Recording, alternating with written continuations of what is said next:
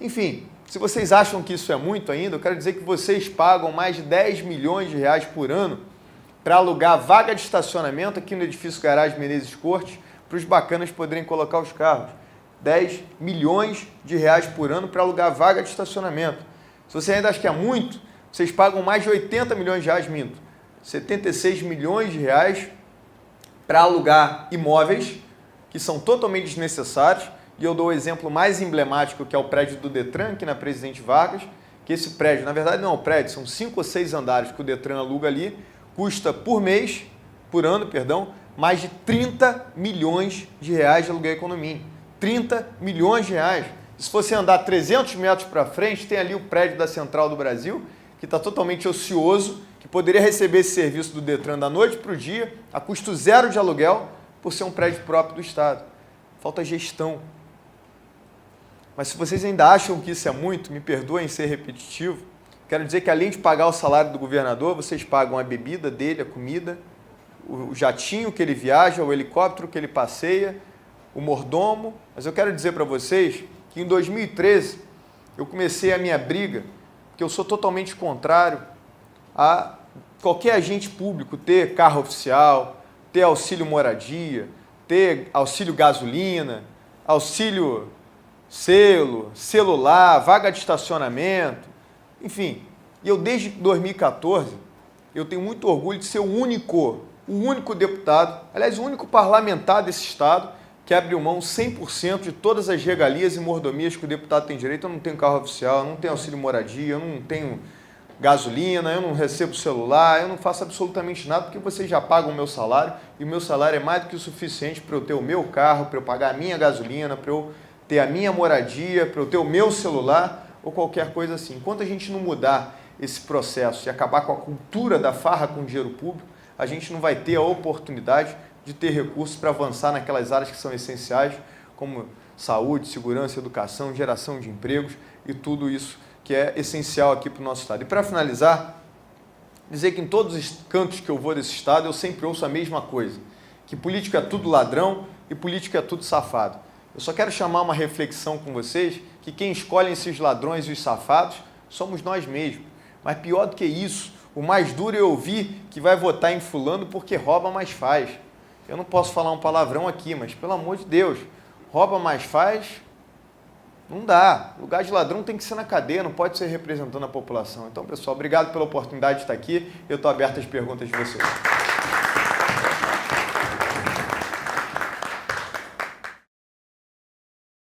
Você eleito governador, no dia 1º de janeiro, você está com a intervenção federal esgotada e, ao mesmo tempo, você tem uma intervenção branca nas finanças do Estado, certo?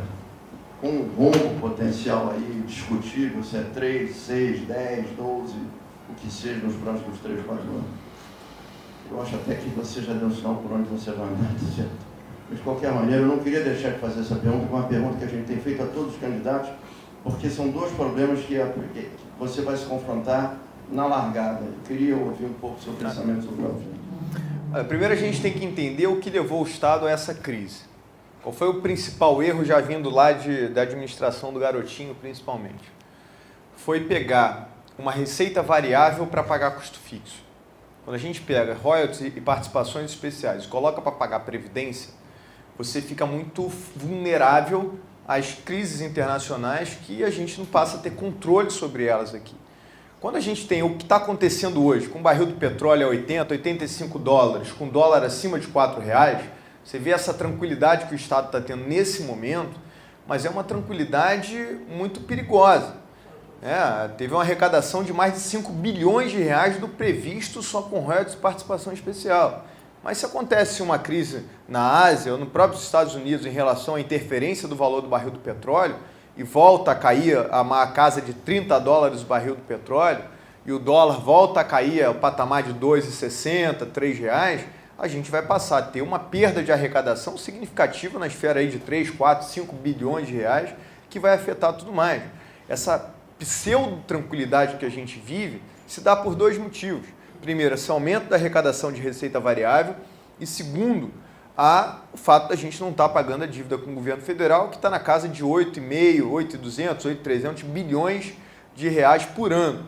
A gente tem que rever uma série de coisas. Primeiro, rever o regime de recuperação fiscal. Claro que a gente tem que mantê-lo, mas a gente está deixando de pagar 8 hoje, daqui a 5 anos, se renovar daqui a 2 anos para mais 3, vai sair de 8 para 40 bilhões de reais, mais de 40 bilhões de reais por ano. É impagável isso. Então a gente tem que ter a capacidade de sentar com o próximo presidente do Brasil, eu espero que seja o Ciro Gomes, porque a gente já conversou com ele sobre isso, de rever a questão do regime de recuperação fiscal para que a gente possa estender o parcelamento disso por mais 15, 20, 25 anos, para que a gente chegue a um número acessível, talvez de 13, 14, no máximo 15 bilhões por ano, mesmo assim vai ficar muito pesado, porque a gente tem que levar em conta uma série de outras coisas, Lei Candir, Pacto Federativo, o Teto MAC da Saúde, a gente recebe o menor per capita da saúde de todo o Brasil, é um absurdo o que acontece aqui, mas enfim, qual é o segredo para isso? É ter a capacidade de gastar aquilo que a gente consegue arrecadar, como qualquer comércio, como qualquer empresa aqui, se você arrecada em média 10 mil reais por mês, você não pode gastar 15 mil. Enquanto a gente continuar com essa cultura de querer gastar mais do que arrecada, só no que vem vai fechar com mais de 150 bilhões de reais de dívida, com um rombo anual de mais de 10 bilhões, entre 10 e 15 bilhões por ano. Não pode, a gente tem que ter a coragem de fazer uma política de austeridade séria e adaptar a capacidade que a gente tem de gastar aquilo que arrecada, tirando as receitas variáveis. Receita variável de petróleo tem que servir para investimento, para obra de infraestrutura, para microcrédito, para estimular a geração de empresas, para pequeno produtor rural, para investir em tecnologia, para investir numa série de coisas que são importantes, porque se amanhã ou depois tiver uma crise internacional, a gente tiver uma perda significativa de receita nas receitas variáveis, os serviços essenciais não vão ser impactados como foram agora. De não pagar salário de professor, de não pagar salário do policial, de não ter condições de honrar com os fornecedores. Então existe a cultura aqui desse investimento de risco a grau muito elevado, que a gente fica totalmente exposto, e ainda estamos, e eu não vi nenhum outro dos meus concorrentes, propor uma política de austeridade séria. Eu só vejo todo mundo aí prometer um monte de coisa, fazer um monte de propostas, mas eu sou o único que estou dizendo onde que eu vou cortar. E você não pense que não tem retaliação, o pessoal do Detran fica me perseguindo em todas as reuniões que eu vou, e lá fazendo campanha contra mim, me ofendendo, mandando lá mensagens nas minhas redes sociais, dizendo que eu quero acabar com os empregos. Não quero acabar com emprego nenhum. Quem deu emprego para ele foram os deputados dele. Todo mundo sabe que cada posto de Detran pertence a um deputado. Que eu falo para eles, olha, procure o deputado de vocês, que eles vão dar um jeito aí de empregar vocês em outro lugar, que também não vai ser no meu governo. Então, a gente tem que ter essa coragem de enfrentar e falar a verdade. O governador que não implementar uma política de austeridade imediata não vai conseguir trazer uma estabilidade que a gente precisa para poder segurar aquelas áreas que a gente considera mais essenciais, como saúde, segurança, educação e a retomada do desenvolvimento econômico. Então, tem que ter a coragem de falar isso. Eu volto a dizer que, graças a Deus, eu tenho o privilégio de não depender da política para viver, não vou ficar prometendo absolutamente nada de maluquice que eu não possa entregar depois. E se não for essa a vontade da população, se escolher outro candidato, vou desejar muito boa sorte e vou continuar tocando a minha vida sem nenhuma outra dificuldade. Então, o que tem que fazer é isso, tem que implementar uma política de austeridade muito severa. Não estou dizendo que é isso que vai resolver o problema do Rio de Janeiro. O que vai resolver o problema do Rio de Janeiro é aumentar a receita. O que eu estou dizendo é que enquanto a receita não aumentar, a gente tem que ter a capacidade de gastar aquilo que a gente arrecada, retirando o risco das receitas variáveis e com essas receitas variáveis a gente avançar nisso. Questão nas obras de infraestrutura, fazer com a austeridade a redução dos impostos, para trazer as empresas para cá. Qual é a empresa que vocês conhecem que querem vir se instalar no Rio de Janeiro por infraestrutura ou por carga tributária? Não tem. Você vê os benefícios fiscais têm que ser revistos imediatamente. Eu sou favorável ao benefício fiscal, mas a gente tem que fazer uma auditoria imediata para tirar tudo aquilo que foi dado de forma não republicana e potencializar, mas principalmente aqueles que são os maiores geradores de emprego, que é o pequeno e médio comerciante, o médio empresário. As grandes indústrias que recebem esses mega benefícios, Indústria automobilística, por exemplo, nada contra elas, mas não é prioridade. Está totalmente automatizado, não gera emprego. Benefício fiscal, para mim, vai ser em cima de quem gera emprego. O cara que gera emprego, a empresa que gera emprego vai ser carregada no colo, vai ser tratada da melhor forma do mundo, porque quem gera emprego no estado do Rio de Janeiro hoje é o pequeno e médio empresário. Eu também queria saber o que você entende como importante, se é importante ou não, o papel das PPPs para ser uma geradora e indutora de desenvolvimento, principalmente na área de infraestrutura, que claramente você já sabe a confusão que está. Olha, eu sou totalmente favorável à parceria público-privada. O empresário que quiser investir aqui no Rio de Janeiro vai ser carregado no colo, como eu falei. A gente tem que dividir algumas coisas. Por exemplo, a SEDAI hoje já deixa 350 milhões de reais de lucro por ano. Ganhou na justiça, não vai precisar pagar FIIs com FINS. A partir de 2019, a projeção é para deixar mais de 800 milhões de reais de lucro por ano.